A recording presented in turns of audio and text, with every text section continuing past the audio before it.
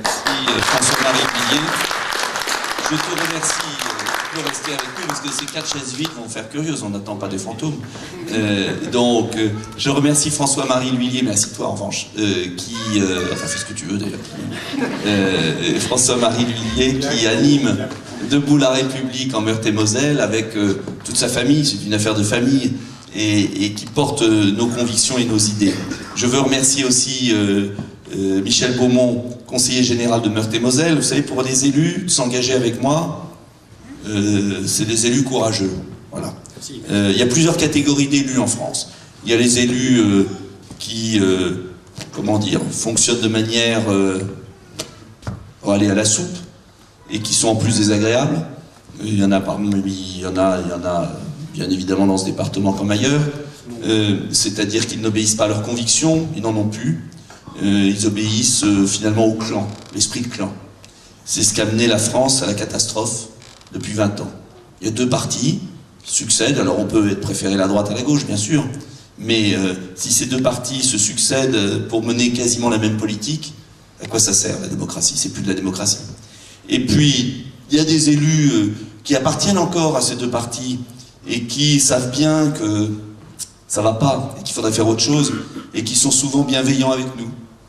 Comme le maire de Saint-Max, par exemple, qui a été très cordial et qui a été très bien pendant la présidentielle, qui a donné le parrainage, mais qui n'osent pas encore franchir le pas, qui savent pas trop parce qu'ils se disent venir avec Dupont-Aignan, ça peut être dangereux. Et puis il y a les élus comme Michel qui, eux, leur conviction d'abord, et il dira un mot bien évidemment tout à l'heure, il vous racontera son parcours. Pour ma part, je me permets de prendre la parole maintenant, mais c'est pour mieux introduire Laure Ferrari, notre tête de liste, qui interviendra bien sûr, qui prolongera d'ailleurs la soirée avec Laure et Michel à partir de, je ne sais pas quelle heure on part, 8h moins le quart, c'est ça? Et comme j'ai pas de monde, vous me faites signe. 8h moins 20, mais donc on aura des jeux de questions et on va être très libre vis-à-vis de vous. Si on fait cette réunion ensemble, c'est pas pour que je vous délivre un discours comme ça, formaté. Si on a la chance d'être ensemble, c'est pour que vous puissiez aussi réagir, poser des questions, des critiques, des propositions. Moi, je suis là pour répondre à tout. Vous avez eu le courage de venir ce soir. Nous devons pouvoir répondre à toutes les questions, même les questions gênantes. On est là pour ça. Ce que je veux juste vous dire, en introduction, et puis je passe la parole ensuite à Laure. Ce que je veux juste vous dire en introduction, c'est que moi, je fais pas ça pour faire de la politique comme d'habitude. C'est pas de la prétention. Je me sens pas du tout supérieur aux autres. C'est que simplement, notre pays est à un instant charnière de son existence. Crucial. Il y a des périodes comme ça dans l'histoire. Il y a des périodes comme ça dans la vie de chacun d'entre nous, où on sent qu'on peut basculer du mauvais côté ou du bon. Il y a des moments où on a des cas de conscience dans sa vie. Il y a des moments où on sent qu'il faut faire un effort, que ça va être dur. Il y a des moments où on a des épreuves. Eh bien, aujourd'hui, et je le dis vraiment avec toute la gravité que je ressens au plus profond de moi, je vois mon pays partir dans le décor. Et je le vois malheureusement depuis assez longtemps. Et peut-être immodestement avant les autres, pas tout seul. Vous savez, moi j'ai commencé, Laure est née à Épinal, il ne faut pas que je le dise parce qu'après elle n'aura pas raconté, elle m'a dit ne racontez pas ma vie parce que sinon... Bon, j'ai commencé ma carrière politique avec un grand bonhomme. Un héros, un grand, Philippe Séguin. Il avait mauvais caractère, il a commis des erreurs, paix à son âme, parce que malheureusement il a disparu de chagrin, parce qu'il est mort de chagrin tellement il était triste de voir le pays comme ça, et son monde politique. Philippe Séguin, c'était un très grand. Et moi j'ai commencé, j'ai eu l'engagement qu'alors, maintenant, ou ceux qui m'entourent, auprès de Philippe quand j'avais 25 ans, traité de Maastricht, on s'est battu contre cette monnaie qui aujourd'hui nous tue à petit feu. On a failli gagner, s'il n'y avait pas eu la prostate de Mitterrand et ce coup de pub, le référendum était perdu pour eux. Donc, et on n'aurait pas eu ce chômage et cette monnaie. Donc, combat pour Maastricht, cette idée d'un patriotisme républicain. Cette idée que la France n'est grande que quand elle obéit à certains principes, à certaines valeurs. C'est ça l'enjeu. Moi j'ai commencé ma carrière pour ça. Et dès le début, Philippe Séguin, mais d'autres aussi, Jean-Pierre Chevènement à gauche, Philippe de Villiers à droite, d'autres personnalités avaient compris que nos hommes politiques ne servaient plus la France. mais servait un système partisan médiocre. Et que ce système partisan médiocre était acheté. Acheté non pas par l'argent dans les poches, même s'il y en a eu, mais quoique, mais qu'importe, c'est grave, mais ce que je veux dire, pire que ça, acheté par l'esprit du temps, par la fausse modernité, par l'esprit d'abandon. Et tous, ils ont, au fur et à mesure, abandonné votre pouvoir, notre pouvoir. Parce que ces hommes politiques, ces dirigeants qui se sont succédés depuis Mitterrand, ils n'étaient pas là pour eux, et ils n'étaient pas là par hasard. Ils avaient été élus par nous, par vous. Vous leur avez délégué un pouvoir. Et ce pouvoir, ils l'ont abandonné. Ils l'ont donné à qui? Ils l'ont donné à Bruxelles, à des gens non élus. La commission de Bruxelles, ce sont des commissaires qui ne sont pas élus. Et là, on va vous raconter ce qu'elle vit au Parlement européen. La Banque Centrale Européenne, ce sont des banquiers qui ne sont pas élus. La Cour de justice, ce sont des juges qui ne sont pas élus. Et on a confié tout le pouvoir à ces gens-là. Le pouvoir des frontières, le pouvoir de la monnaie, le pouvoir du budget, le pouvoir de la loi. Et elle va vous en parler. Et puis aussi, au niveau intérieur, ils ont cédé aux féodalités. Les roitelets locaux, hein, j'en dis pas plus, ce que j'appelle les roitelets locaux, tout à l'heure, notre collègue, c'est pas une critique, m'amusait avec tous, ils ont besoin de mettre grand devant leur ville. Hein. Grand Nancy, grand Paris, grand... Voilà. Devant France, on n'a jamais eu besoin de Général de Gaulle de mettre grand, parce qu'il l'était naturellement. Bon, ce que je veux dire... Bon, vous voyez, non mais...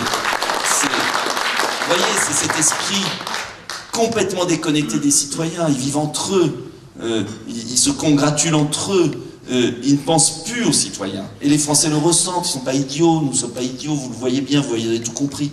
Bon, et c'est terrible de voir cette espèce d'abandon de la politique. C'est-à-dire qu'ils ont abandonné le pouvoir à Bruxelles, à des gens non élus, et puis ils ont abandonné le pouvoir, l'État, les représentants de la France. Ça a un sens pour moi, de la République, ont abandonné le pouvoir à des roitelets locaux, des corporatismes syndicaux, les roitelets du CAC 40. C'est ça. Et qui gouverne aujourd'hui? Une sorte de revenu au Moyen-Âge, des féodalités. Et quand il n'y a pas de ligne, pas de cap, et qu'on gouverne, et qu'on obéit à des intérêts, c'est plus l'intérêt général. Et vous voyez bien pourquoi, depuis 20 ans, tout ça s'est aggravé. C'est qu'ils ont confié, etc., etc. Je ne vais pas être plus long. C'est pour vous dire que moi, je sais, et j'ai conscience, et vous le savez aussi, parce qu'on a gagné le référendum de 2005. Les Français nous ont donné raison alors qu'on était partis perdants. Ça veut bien dire que le peuple français, il a tout compris. Il a compris qu'on le mettait dans la mauvaise voie. Simplement, il y a eu une oligarchie médiatique, financière, entreprise étrangère aussi, qui veut casser cette exception française. Parce que le français, il est résistant. Il a mauvais caractère, il a plein de défauts, on a plein de défauts aussi, on n'est pas parfait. Mais il y a toujours eu quand même cet amour de la liberté qu'on a porté tout au long de notre histoire. Et le peuple français, on le voit bien en ce moment, il est malheureux. Et il est malheureux pourquoi? Au-delà des souffrances économiques, etc. Il est malheureux parce qu'il sait qu'il n'est plus maître chez lui. Il le sait, il a compris. Il a compris qu'il subissait. Il a compris qu'il n'avait plus aucune prise sur les décisions. Il a pu manifester des millions de personnes cet hiver. La loi est passée comme si de rien n'était et on a minoré comme dans un régime totalitaire. Il a pu, sur le plan économique, bien voir que par exemple les salariés low cost de Roumanie, etc. étaient une absurdité, mais il y en a 300 000 en France et chaque jour il y en a davantage et les entreprises ferment. Et il a pu voir que la monnaie était trop chère. Il avait fait flamber le porte-monnaie au passage à l'euro, mais on lui a dit « tu délires, tu comprends rien, tais-toi ». Ça veut dire que non seulement le peuple français comprend que de mauvaises décisions sont prises, mais en plus on lui interdit de penser par lui-même. C'est ça qui est terrible. Et ce faisant, on casse sa personnalité. C'est exactement comme une personne, tous les psychiatres et psychanalystes vous diront que quand on casse une personnalité, quand dans une famille il y a un tyran, les gens autour subissent et souvent ont du mal à se révolter. Eh bien c'est exactement la situation de la France. La France subit son sort depuis trop d'années. Depuis trop d'années, elle courbe. Depuis trop d'années, elle subit. Et petit à petit, à mesure que les dégâts sont là, eh bien, nos concitoyens réalisent. Mais ils se disent, qu'est-ce qu'on va faire? Voilà, qu'est-ce qu'on peut faire? Et souvent, la plupart disent, parce que c'est aussi notre défaut bien français, eh ben, on ne peut rien faire. Voilà. La lâcheté, la compromission, l'esprit de collaboration qu'on a connu à une triste époque. On ne peut rien faire. Et ce qui est terrible, c'est que les deux grands partis dominants passent leur vie à dire on ne peut rien faire. L'UMP est parti va en guerre avec Nicolas Sarkozy, qu'on aime ou on n'aime pas, il voulait faire des choses. Et puis à la fin, il a obéi à Mme Merkel et à Bruxelles. Le Hollande est arrivé en disant je voudrais voir ce que vous allez voir, et puis à la fin il s'est effondré, enfin on savait déjà qu'ils allaient s'effondrer avant le début, mais bon, ça a fini en quenouille dès le début. Bon, enfin tout ça, c'est comme ça. Et puis en face, il y a quoi? Il y a un parti protestataire, qui s'appelle le Front National, je ne veux pas évacuer la question. Et le Front National dit des choses justes. Mais le Front National vient d'une histoire et a une façon de gouverner qui je ne verrai pas à la tête de la France. C'est-à-dire, quand je vois comment est gouverné le Front National dans le parti, je ne vois pas, et je n'imagine pas un instant les conséquences d'une gestion familiale à 3 personnes du pays, avec un passé qui peut vite déraper si l'arrière-boutique revient dans la vitrine. Et on voit bien que les Français sont perdus parce qu'ils se disent, d'un côté on a cette force protestataire, et quand on n'a plus rien, est-ce qu'on ne devrait pas finalement aller renverser la table avec eux? Eh bien moi je vous dis, je suis convaincu d'une chose, c'est qu'il y a des millions de Français qui ne veulent plus de ce qu'il y a sur la table, qui ne veulent plus de cette politique suicidaire, impuissante du Parti Socialiste, et n'en déplaise à ce qu'a dit notre ami tout à l'heure, malgré tout de la droite qui, quand ça va mal, dit « il faut voter pour moi », comme la gauche dit « il faut voter pour nous », mais qui font la même politique parce qu'ils ont signé les mêmes traités. Ils sont soumis au même cadre. Et donc, les Français ne veulent plus d'eux, ils ont compris. On a mis 20 ans à leur expliquer, maintenant ils ont compris. Et donc ça ne sert à rien de le répéter éternellement. Mais pour autant, je sais qu'il y a des millions de Français qui ne veulent pas obligatoirement renverser la table. Ils veulent débarrasser la table. Mais ils ne veulent pas tout casser.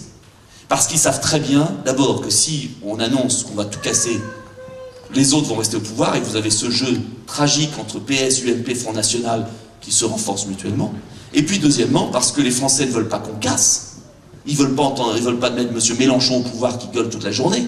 Ils ne veulent pas non plus obligatoirement mettre Mme Le Pen au pouvoir qui, à part dire ça va pas, c'est la faute d'un tel, un tel, ne présente pas toujours les bonnes solutions. Ils veulent en revanche qu'on trouve une voie sérieuse, sereine, rassembleuse, pour changer vraiment les choses et pour libérer la France. Et donc moi, le combat de ma vie, qui n'est plus le mien, qui est le vôtre, parce qu'on est de plus en plus nombreux, notre combat, et on voit le nombre d'adhérents qu'on a eu à Debout la République depuis la présidentielle, c'est le combat de Français patriotes, mais qui veulent un patriotisme, ce que j'appelle tranquille. Ça ne veut pas dire qu'il est mou, hein. Ça veut dire qu'il est un patriotisme déterminé, qui veut libérer la France, reconstruire l'État, et revitaliser la République. C'est ça notre projet politique. Et j'en viens aux européennes. J'en viens aux européennes pour conclure mon propos. Moi j'ai été candidat à la présidentielle, pas pour faire le malin, j'ai été candidat à la présidentielle pour justement offrir cette voie différente. Et dire, tiens coucou, dans cette espèce de tension entre le système d'un côté, les extrêmes de l'autre, eh bien, il y a une voie qui peut exister, qui était la voie d'esprit gaulienne. Personne ne peut se prendre pour le général de Gaulle et personne ne peut reproduire le gaullisme. On n'a pas le droit. Mais en revanche, et surtout pas M. Philippot entre nous, parce qu'on ne peut pas, là je fais une parenthèse, mais voir Philippot mettre une gerbe sur la tombe de Gaulle, alors qu'au même moment le Front National met une gerbe sur la tombe de Pétain, qui l'a condamné à mort, il y a un moment, il ne faut pas exagérer quand même. Je fais faire la parenthèse. Mais au-delà de ça, c'est quoi? C'est ce patriotisme de rassemblement. Parce que être patriote, c'est défendre l'intérêt de la France et des Français.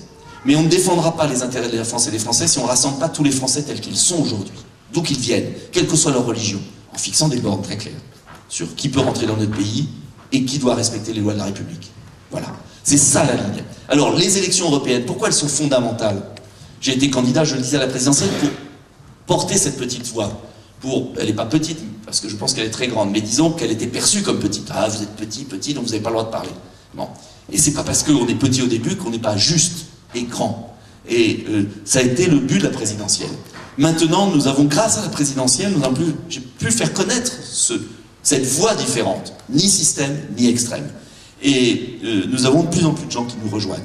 Et c'est l'occasion, manifeste aux élections européennes, là où il n'y a pas le vote utile, parce que le vote utile m'a beaucoup nui, beaucoup de gens votaient Sarkozy, ils ne voulaient pas de Sarkozy, mais ils se disaient si je vote pas Sarkozy, je vote Dupont-Aignan, il y a Le Pen qui va passer devant, et puis il y a des gens qui ont voté Le Pen en disant je préfère peut-être Dupont-Aignan, mais Le Pen elle a quand même plus de voix, donc elle pèsera plus, en plus on me mettait à 0% toute la journée.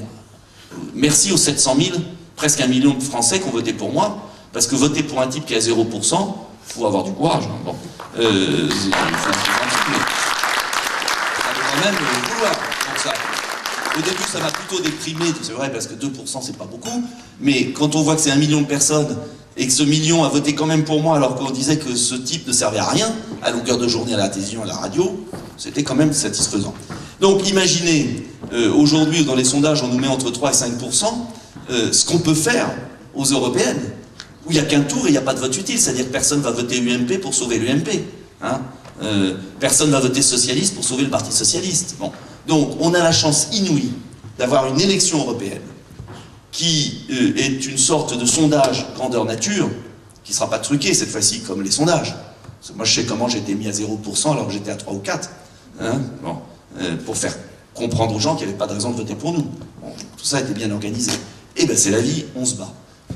Et clairement, aux européennes, le 25 mai, on a une occasion historique d'inscrire notre mouvement, pas debout la République en soi, c'est le rassemblement des gens, et d'envoyer un avertissement et d'envoyer à Strasbourg des personnalités de notre mouvement qui pourront dire les choses. Et vous parlerez du lien, j'imagine, avec les autres mouvements, parce que c'est très important, on n'est pas tout seul en Europe.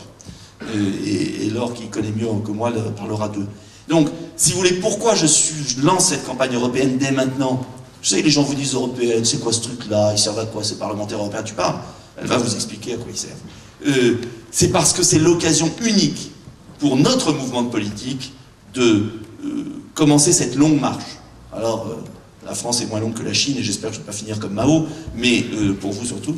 Mais sérieusement, voyez que c'est un combat de longue haleine. Mais il n'y a pas d'autre issue. Parce que souvent, j'ai des collègues qui viennent me voir et qui me disent « Mais mon pauvre gars, il y avait Borloo, j'ai déjeuné à la buvette de l'Assemblée avec Borloo, hier j'étais tout seul, il vient s'asseoir en face de moi, et il me dit « Ah, t'es courageux, oui. Ah oui, la France, ah oui, pour moi, tu sais, ça va être dur. Hein. » Ben, je dis « Ah, qu'est-ce qu'on fait? On va se jeter dans la Seine ?» Hein? Non mais, il y a un moment, on sert à quoi? On est élu pourquoi? C'est tout. Alors bien sûr que c'est dur.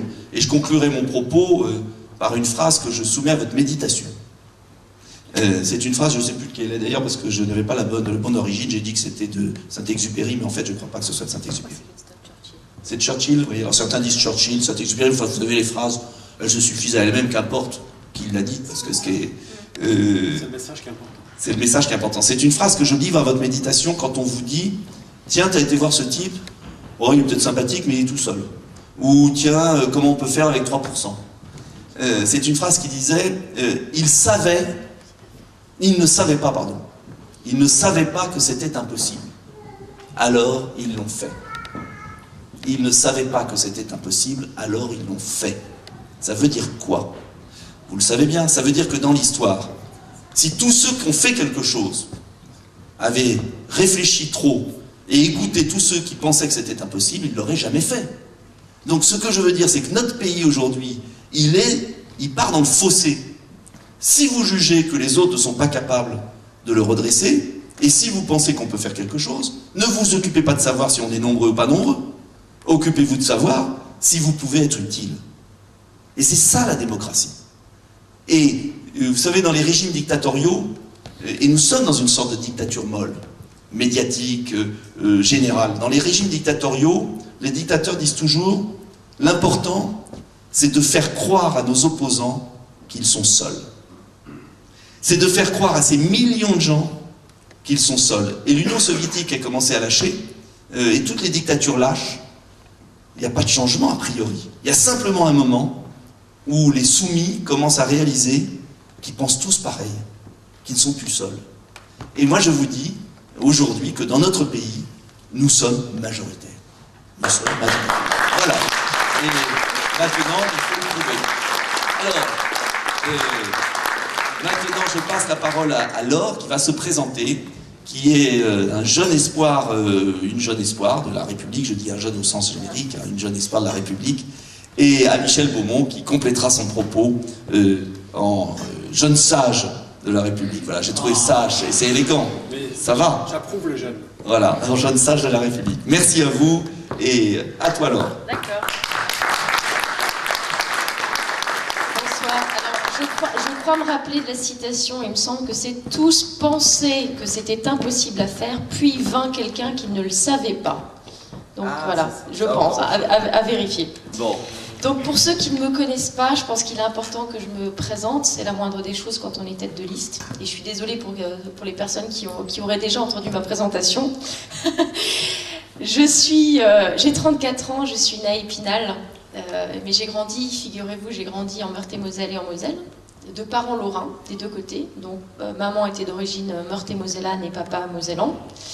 Et puis j'ai fini mon parcours, on va dire, en Alsace, hein, ça a été le point de chute, où je suis devenue commerçante, parce qu'à la base je suis commerçante. Donc il n'y avait absolument pas de lien avec la politique, et la politique elle est venue plus tard, en fait, en 2005, suite au référendum sur la Constitution européenne, et plus exactement, en fait, quand j'ai vu que les bureaucrates de Bruxelles et la classe politique française avaient magouillé pour transformer la Constitution en traité et donc la faire passer par voie parlementaire et donc échapper en fait au processus démocratique, alors même qu'une grande majorité de Français avaient voté non. Donc ça, si vous voulez, ça a été vraiment le moment de départ, ce qui m'a donné envie de m'intéresser à la chose européenne de plus près. Habitant Strasbourg, pour moi c'était très facile de me rendre au Parlement européen et d'aller voir des personnes que je suivais via Internet, sur YouTube, pour ceux qui connaissent, notamment des voix eurosceptiques. Alors pour certains d'entre vous ça ne va rien dire, pour d'autres, notamment les gens qui sont sur Internet, ça va peut-être vous parler. Il s'agissait d'un monsieur, il est toujours vivant, pauvre homme, qui s'appelle Nigel Farage en fait, qui avait beaucoup de Ces discours étaient visionnés à des millions de fois sur Internet. Je me disais, c'est étonnant quand même que cette personne que les gens regardent des millions de fois, on n'en parle pas en France, et même on ne parle pas d'euroscepticisme. Et donc c'est ce qui m'a, si vous voulez, c'est ce qui m'a donné envie de vendre le magasin et puis de proposer mes services en tant que francophone assistante de ce groupe parlementaire à Strasbourg. Et puis de fil en aiguille, j'ai appris plein de choses. Vous imaginez bien que quand on passe 7 ans dans une institution européenne, d'autant plus avec des gens eurosceptiques, encore plus quand ils sont britanniques, parce que je vais vous dire une chose, ils sont bruts de décroffrage et ils rigolent pas, et j'ai appris tout un tas de choses.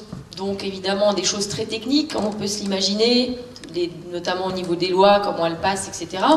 Mais je suis également tombée de haut, et puis je me suis rendu compte que l'Europe sociale qu'on nous promettait, ou l'Europe de la richesse, selon le parti, en fait, était loin d'être là. Bien au contraire, c'était un peu l'Europe de la destruction, et que cette destruction était due en fait à la mainmise du capitalisme, des gros sous, on va dire, qui avait une influence indéniable au niveau de la Commission européenne, à huis clos, parce qu'évidemment, dans ces cas-là, la presse ne peut pas y accéder. On a même retrouvé des textes de loi, des propositions de la Commission, qui étaient directement des copier-coller de textes de lobbyistes, qu'ils soient pharmaceutiques ou autres. Et parallèlement, je voyais bien que cette mainmise du capitalisme avait une influence directe sur nos entreprises à nous, qui, pour la plupart, je parle des grosses entreprises délocalisées, donc ça c'est des pertes d'emploi. Et puis malheureusement, quand on est une petite entreprise, quand on est une PME et qu'on a moins de 10 employés, même 50, on ne peut pas se permettre de partir, puis on n'a pas forcément envie, il faut dire les choses telles qu'elles sont. Et donc on met la clé sous la porte, et puis on licencie des gens, et donc ça fait du chômage, etc. etc. Et puis par la suite, j'ai rencontré Nicolas en 2011, juste avant la présidentielle. J'ai été complètement séduite par sa droiture, parce que je pense que quand on est quelqu'un comme moi qui n'a jamais été impliqué en politique et qu'on franchit le pas de s'encarter quelque part, c'est que forcément il y a eu un élément déclencheur. Et cet élément déclencheur, ça a été vous, parce que je ne serais pas tombée pour n'importe quel zigoto, on va dire, et Dieu sait qu'il y en a en politique. Et donc, ça m'a donné envie de m'investir, localement notamment, en devenant secrétaire départemental, excusez-moi, de mon département, qui est le Bas-Rhin, donc en Alsace. Donc, comme vous le disiez, Nicolas, ces européennes, elles sont intéressantes, elles sont très importantes pour nous. On peut l'attaquer sous plusieurs angles. Ah oui, j'ai été candidate aux législatives, j'ai oublié de le dire. Oui, c'est vraiment ce qui m'a donné... Et c'est peut-être d'ailleurs ce qui m'a donné goût, finalement, à la campagne, j'en sais rien, je sais pas trop.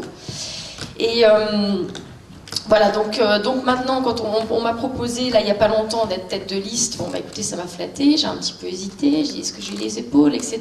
Puis après, je me suis dit, bah, si quelqu'un comme moi, finalement, n'y va pas, qui va y aller? Et il y a un moment donné, il faut mouiller le maillot, comme on dit, puis aller au charbon. Et donc, c'est la raison pour laquelle je suis ici, aujourd'hui, devant vous. C'est un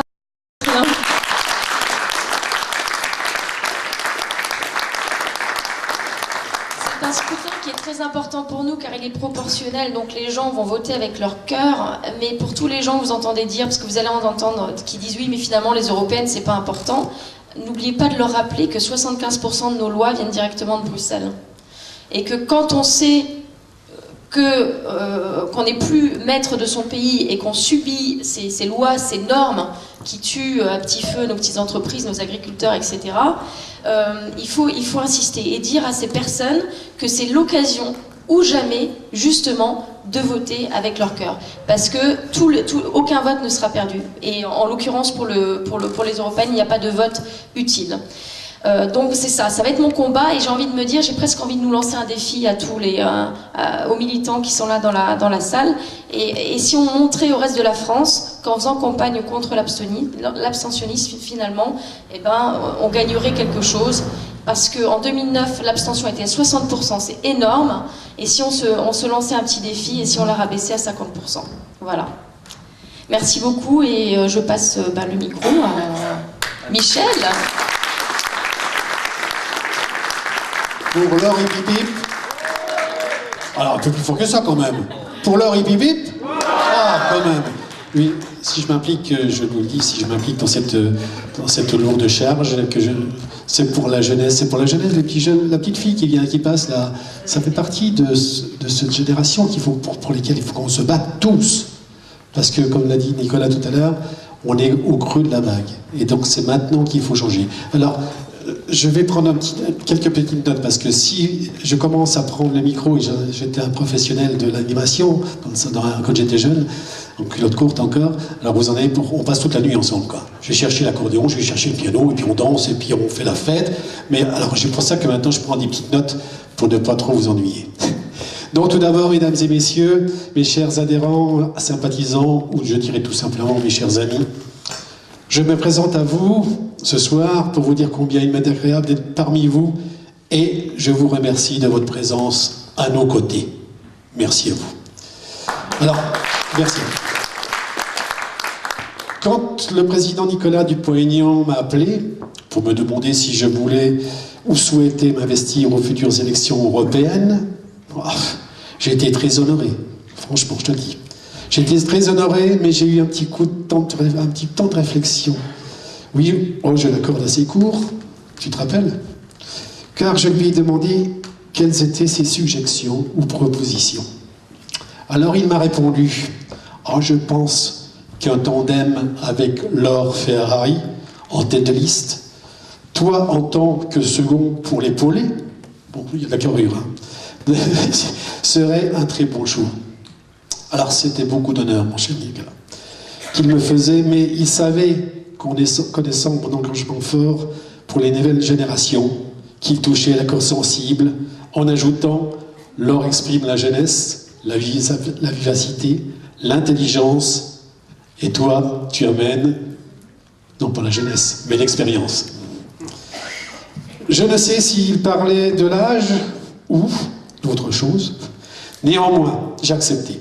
Je savais et je sais que la route sera longue, difficile, mais la différence de Debout la République, c'est en priorité de redonner au peuple français la maîtrise de son destin. La maîtrise de son destin pour avoir enfin les moyens d'agir et sortir de cette crise que beaucoup d'économistes, beaucoup de spécialistes, de chefs d'entreprise et même de politiques admettent aujourd'hui qu'elle nous amène dans un mur. Et je retiendrai cette citation de Charles Péguy, encore une autre citation, mais qui est véridique, celle-là. Le secours de la France, il est en France. Mais aussi, comme le disait le général de Gaulle, nous sommes les petits qui ne se laissent pas faire par les grands. Ça ne glissez pas, hein? Un petit peu d'applaudissement là. Bien sûr, debout, la République est un parti jeune, composé de jeunes et de toujours jeunes. On peut l'espérer. Et ces jeunes ne sont pas dupes. J'ai pu le découvrir encore il y a quelques mois à Strasbourg, combien la jeunesse étudiante et universitaire était réceptive aux suggestions de Nicolas Dupont-Aignan, car eux ne sont pas encore malléables, mais bien interrogatifs sur leur avenir que l'Europe actuelle leur prépare. Alors bien sûr que nous pouvons nous interroger sur la pertinence de notre combat. Bien sûr, nous avons fait le choix de ne pas appartenir à l'un des deux camps au pouvoir depuis plusieurs décennies, à l'un des grands partis, et aujourd'hui, j'entends autour de moi ces interrogations de personnes qui ne... Je reprends le micro, écoutez-moi, je tourne la page. Qui ne disent, certes, Nicolas Dupont-Aignan a peut-être raison. Ce qu'il dit depuis plusieurs années, on le découvre tous les jours. Mais que peut-il changer? Il l'a dit tout à l'heure. Il est courageux, mais peut-il bouleverser le jeu politique? Avec un grand point d'interrogation. Alors moi, j'ai fait le choix, moi aussi, d'espérer et retrouver les valeurs gaullistes, républicaines et sociales, en faveur d'une France libre. Je ne suis pas nostalgique, mais je constate que ceux que l'on nous présente comme des grands candidats sont ceux-là même qui ont construit l'édifice de la dette et de contraintes dans notre pays se meurent aujourd'hui. Et comme le disait Albert Einstein, encore une citation, on ne résoudra pas les problèmes auxquels nous sommes confrontés avec ceux qui les ont créés.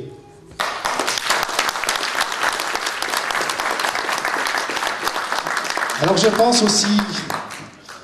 aussi que les Français ne sont pas dupes. La braise est sous la cendre et ils voient bien de jour en jour que la France est de plus en plus soumise au nouvel ordre européen et international. Nous pourrons faire des efforts, nous pourrons vivre différemment, nous pourrons nous serrer la ceinture, c'est ce que nous faisons déjà. D'autres peuples vivent autrement et plus modestement. Mais sommes-nous prêts ? Sommes-nous prêts à vivre chichement comme eux et en y engageant l'avenir de nos enfants? Est-ce que nous sommes prêts?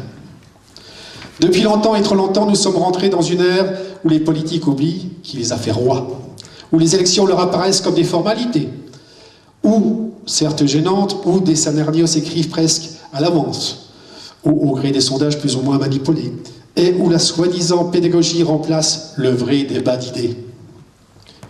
Les Français ne sont pas dupes.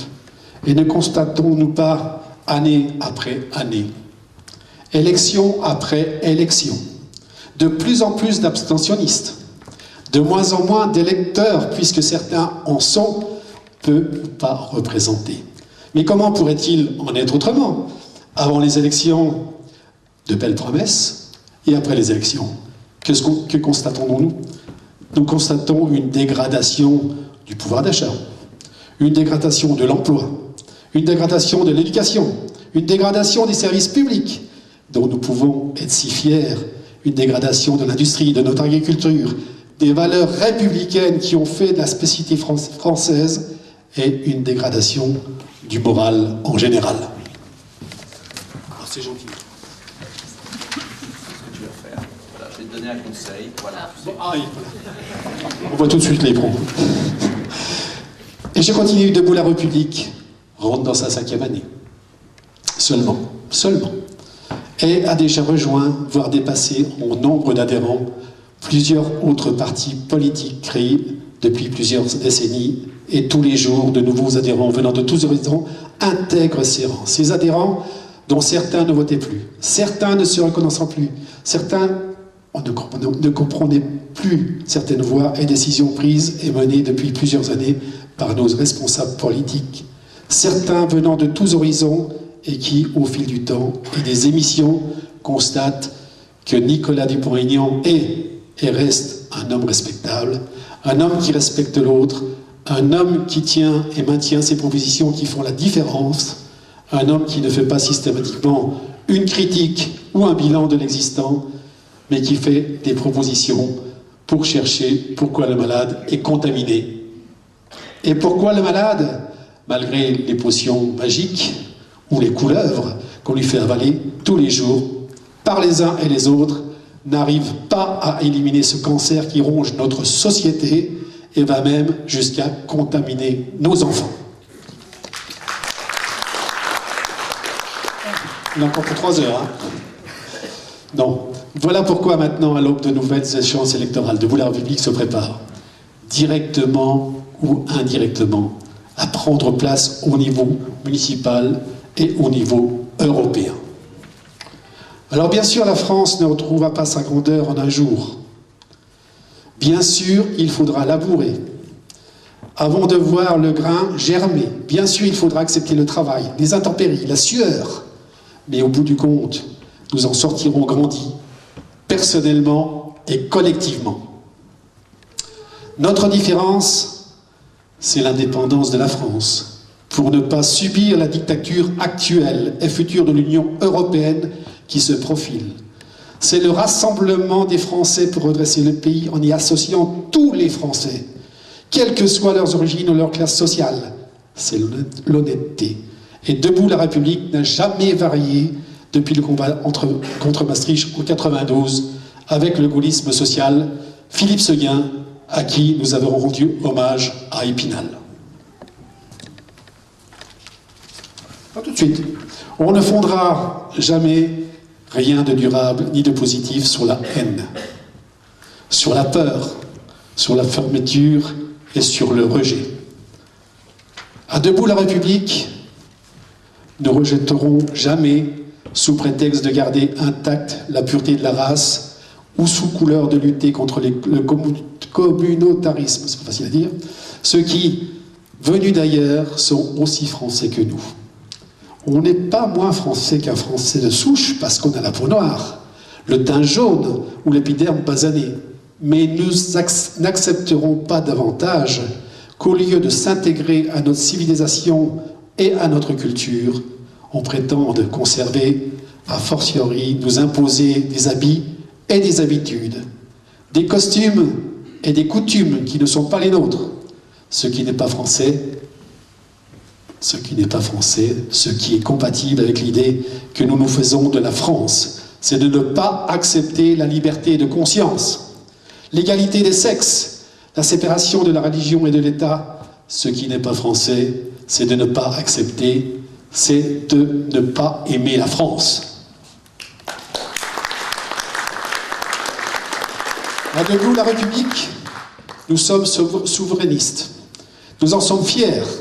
Qu'est-ce à dire? La France debout, ce n'est pas la France seule, c'est la France forte, c'est la France libre. Nous ne sommes pas nationalistes, nous ne sommes pas chauvins, nous sommes patriotes. Nous sommes patriotes et ce n'est pas un gros mot. Il faut en être fier. Certains énoncent comme une vérité, comme un dogme et comme la reconnaissance d'une fatalité que la France n'existe plus. Quelle est sortie de l'histoire? Non, l'histoire de la France n'est pas finie, ni le temps des nations. Partout dans le monde, petits ou grands, membres d'organisations internationales ou non, les États-nations affirment leur existence et leur vitalité. Tout près de nous, le gouvernement de Mme Merkel fait la politique de l'Allemagne. Le gouvernement de M. Cameron fait la politique de la Grande-Bretagne. Tout ce que nous demandons au gouvernement français est de faire la politique de la France. Alors, nous ne sommes pas contre l'Europe, comme pourrions-nous l'être, et quelle absurdité ce serait. Nous sommes européens, mais nous récusons la façon dont l'Europe est administrée et gérée actuellement. Nous refusons ses directives et ses empiètements. Nous ne pouvons accepter qu'une commission supranationale nous fasse vivre sous sa loi et qu'elle est celle de l'ultralibéralisme et de la finance triomphante. L'Europe dont nous voulons, oui merci, l'Europe dont nous voulons, l'Europe dont nous rêvons est celle qui fonderait et qui cimenterait l'entente durable de ses membres sur des aventures industrielles, comme tu l'as dit tout à l'heure Nicolas, comme sur des aventures multilatérales, des politiques étrangères communes, des alliances militaires, non sur des intérêts économiques divergents, ni sur une monnaie qui avantage les uns et condamne les autres au marasme et à la récession. Le général de Gaulle était-il d'extrême droite? Croit-on qu'il aurait accepté, qu'il aurait toléré notre retour au sein de l'OTAN, la soumission à Bruxelles, l'infédération à Washington, l'abandon d'une monnaie nationale, l'ouverture sans contrôle de notre frontière? Est-ce qu'il l'aurait accepté?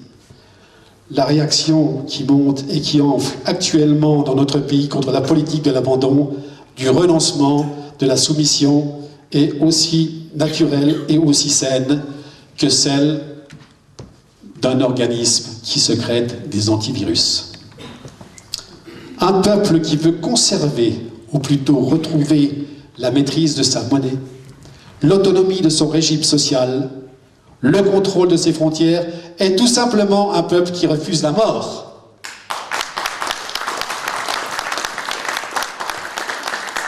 Oui, Nicolas Dupont-Aignan, en créant debout la République, a recueilli l'héritage lointain du général de Gaulle que les légataires indignes ont laissé tomber en déshérence. Il a relevé le flambeau et le témoin que la mort a arraché aux mains de Philippe Séguin, que la défaite a découragé Jean-Pierre Chevènement de reprendre. Il a relancé ce grand parti républicain et national dont la renaissance nous fera sortir d'une bipolarité artificielle et mortifère.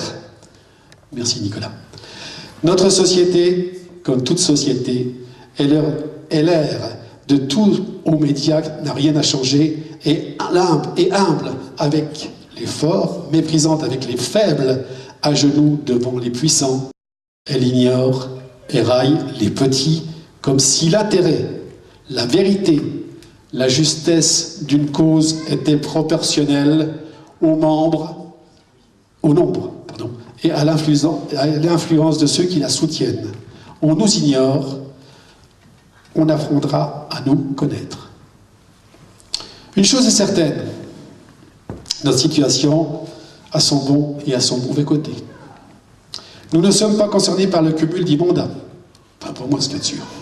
Ni toi. Ça commence. Ouais.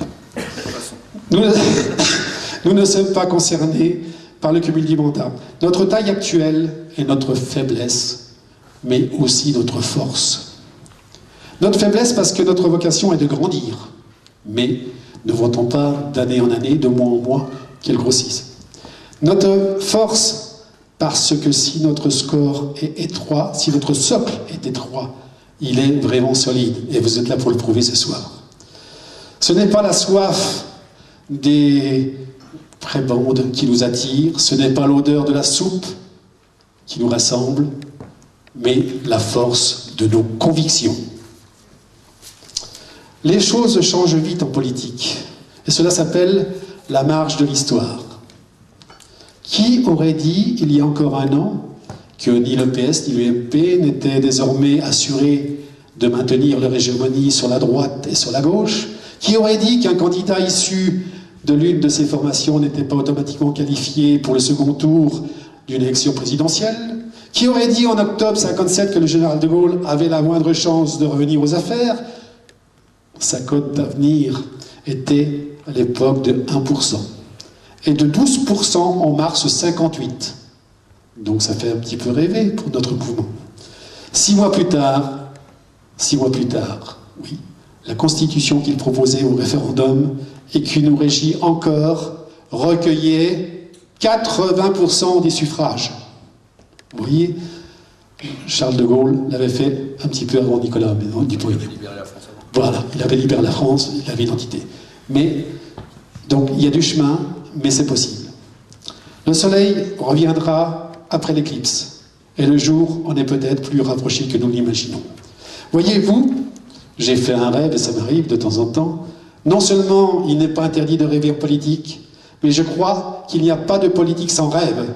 Alors j'ai rêvé, comme rêva Martin Luther King. J'ai rêvé d'un jour nous verrions de nouveau un président de la République française, pas un président normal, mais un président pour de vrai. Un président à la hauteur de sa tâche, de sa charge, de notre passé, de notre avenir. Reprendre sans rire, sans faire rire, sans craindre le ridicule, la chute de l'un de ces beaux discours de l'homme du 18 juin, et dire à son tour combien c'est beau, combien c'est grand, combien c'est généreux, la France. Merci.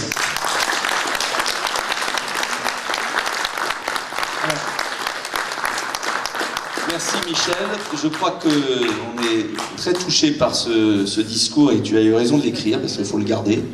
Je vais l'utiliser pour mon prochain discours, non je plaisante.